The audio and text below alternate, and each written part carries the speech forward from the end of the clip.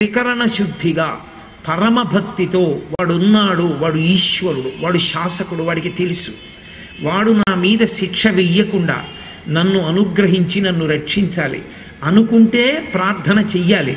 ప్రార్థన చెయ్యకపోతే దురితం తన ఫలితాన్ని తాను ఇచ్చేస్తుంది.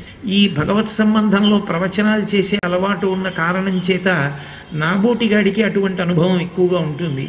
చాలామంది వచ్చి మాట్లాడుతుంటారు కాబట్టి ఇంట్లో ఏదో ఒక పెద్ద ఇబ్బంది ఒకటి జరుగుతుంది. వాడు గతంలో ఏదో పాపం చేస్తే కదా ఈశ్వరుడు ఆ ఫలితాన్ని ఇచ్చాడు, లేకుండా ఎందుకు ఇస్తాడు? ఇప్పుడు వాడు ఏం చేస్తాడంటే భగవంతుడి మీద గినిసి కొన్ని సంవత్సరముల పాటు అనుష్ఠానం మానేస్తాడు.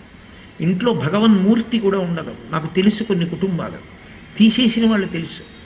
భగవంతుడిని ప్రార్థన చేయడు, ఇక భగవంతుడి పాదాలు పట్టుకోడు. ఎవరికి నష్టం నాకు చెప్పండి? ఆయనకి ఏమైనా నష్టం ఉందా? ఆయనకేం నష్టం లేదు. మనుష్య జీవితాన్ని నువ్వు పోగొట్టేసుకుంటున్నావు. పాపము నీది, ఫలితము నీది. చేసిన దానికి ఫలితం అనుభవించావు. ఉన్న అవకాశాన్ని కూడా ఎందుకు జారవిడుచుకుంటావు? ఇప్పటికైనా భగవన్మార్గంలో నిలబడకపోతే ఎప్పటికీ నిన్ను నువ్వు సంస్కరించుకోగలుగుతావు? అందుకే పెద్దలైన వారు చాలా పెద్ద ప్రమాదమే జరిగిందనుకోండి, చాలా విశేషమైన కష్టమే వచ్చిందనుకోండి, వెంటనే భగవంతుని ముందు సాష్టాంగపడతారు. కారణం ఏమంటే, ఈశ్వర, ఎంత పెద్ద పాపం గతంలో చేసి ఉండకపోతే నేను ఇవాళ నిన్ను నమ్మి ఉన్నా కూడా తప్పనిసరి పరిస్థితుల్లో నువ్వు నాకు ఈ శిక్ష వేసి ఉంటావు. ఇక్కడితో నా పాపం పోయింది. ఇప్పటికైనా నా మనసు చెదిరిపోయి నీ పాదములు విడిచిపెట్టేయకుండా మాత్రం కాపాడు. అందుకే ధూర్జట్ అంటాడు, నిన్ను సేవింపగ నాపదల్పొడమని నిత్యోత్సవం బబ్బని జనమాతృండనని సంసార మోహంబు పైగొనని జ్ఞానముగల్గని గ్రహగతులు కుందింపని మేలు వచ్చిన రాణి అవి నాకు భూషణములే శ్రీకాళహస్తీశ్వర అంటాడు. నిన్ను నేను సేవిస్తుండగా నిత్యోత్సవం బబ్బని ప్రతిరోజు నన్ను పొగుడుతూ ఉండని, ఆపదలు రాని, గ్రహగతులు కుందింపని, గ్రహగతులు నన్ను తొక్కిపెట్టేని, నాకు బాధ లేదు. నాకు కోరిక ఒక్కటే, ఈశ్వర, నీ పాదముల యందు విస్మృతి మాత్రం కలగకూడదు. కష్టం వచ్చినప్పుడే గట్టిగా పట్టుకోవాలి. మీరు ఒక్కటి జ్ఞాపకం పెట్టుకోండి, భగవంతుడు అనేటటువంటి వాడు కరుణాసముద్రుడు. అందుకే దాశరథి కరుణాపయోనిధి అంటాడు గోపరాజు గారు. అంత కరుణాసముద్రుడైన పరమేశ్వరుడు చాలా చిన్న బుచ్చేసుకునేది ఎప్పుడో తెలుసా? అంత పాపం చేసినందుకు కష్టాన్ని ఇస్తే అప్పుడు కూడా విడిచిపెట్టకుండా భగవంతుడి పాదాలు పట్టుకున్నాడు అనుకోండి, వాడిని చూసి ఆయన కుపితుడైపోతాడు. ఊరే, ఇంత కష్టపెట్టాను రా పాపం చేశావని, అయినా వదలలేదురా నా పాదాలు నువ్వు. ఆయన ఎంత తల్లడిల్లిపోతాడో. సుఖం ఇచ్చినప్పుడు భగవంతుడి పాదాలు పట్టుకోవడం పెద్ద కష్టమే ఉందండి? కష్టం కాదు.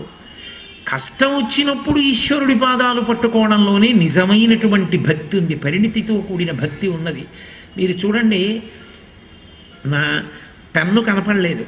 నా పెన్ను కనపడకపోతే ఎప్పుడూ నా పెన్ను రాసి అక్కడ పెడితే మా అమ్మాయి తీసేయడం అలవాటు దానికి. అందుకని నా పెన్ను కనపడలేదని మా అమ్మాయిని పట్టుకుని నింద చేసి ఆఫీస్కి వెళ్తున్నాడు, పెన్ను కనపడలేదు, నువ్వే తీసుంటావు, ధూర్తురాలా, ఎప్పుడు నా పెన్ను తీసేస్తావు, ఎక్కడ పెట్టావా? నాన్నగారండి నిజంగా నేను పెన్ను తీయలేదు నాన్నగారండి, నాకు తెలియదు నాన్నగారండి అంది. అయినా సరే గట్టిగా కేకలేసేసాను, గుడ్ల నీరు కొక్కుని నాకు తెలియదు నాన్నగారండి అంటుంది. నేను ఎప్పుడు ఇంతే, నువ్వు బుద్ధిహీనురాలా అంటూ కిందకి వెళ్ళిపోయి నా మోటార్ సైకిల్ తీస్తుంటే దాని పౌచ్లో ముందు రోజు తీసుకొచ్చినటువంటి పుస్తకానికి గుచ్చి పెన్ను ఉంది. అరే పాపం, అది తీయలేదురా, నేనే మర్చిపోయాను, నా స్కూటర్లోనే పెట్టుకున్నాను, దాన్ని అంతా నింద చేశాననుకున్నాను. అది పరిగెత్తుకుంటూ మెట్లు దిగి నాన్నగారండి హెల్మెట్ మర్చిపోయారు నాన్నగారండి, పట్టుకొచ్చి ఇచ్చింది. ఇప్పుడు నాకు దాన్ని చూస్తే ఎలా ఉంటుంది? పెన్ను అది తీయకపోయినా తీసిందనుకుని అన్ని తిట్టేశాను. నేను కిందకు వచ్చేసాను. నేను హెల్మెట్ మర్చిపోయానని పిచ్చి తల్లి పరిగెత్తుకుంటూ నాన్నగారండి అని పట్టుకొచ్చింది. ఇంత తిట్టారు, మంచి పని అయిందిలే, పోలీసులు పట్టుకుంటే 100 రూపాయలు కట్టుకుంటాడని ఊరుకోలేదు. నా కోసం పరిగెత్తుకొచ్చింది పిచ్చి తెల్లని. నానా, నీకు సాయంకాలం వచ్చేటప్పుడు కాజాలు తెచ్చి పెడతాను రా అంటాను. అనకపోయినా గుర్తు పెట్టుకుని కాజాలు అట్టుకొస్తాను. ఎందుకని? నేను ఎవరిని బాధ పెట్టానో అదే నా వెంట పడింది.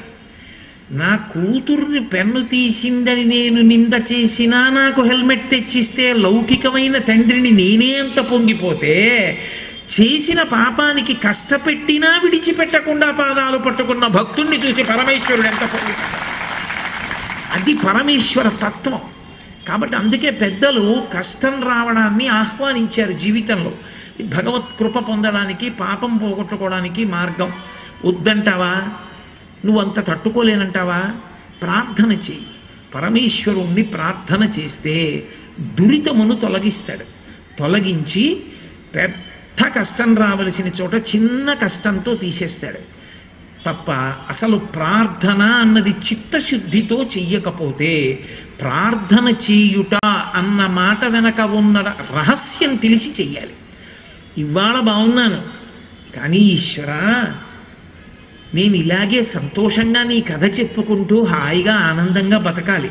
తండ్రి నన్ను జాగ్రత్తగా చూడు సుమా, నా మనసు బెంగ పెట్టుకోకుండా కాపాడు సుమా.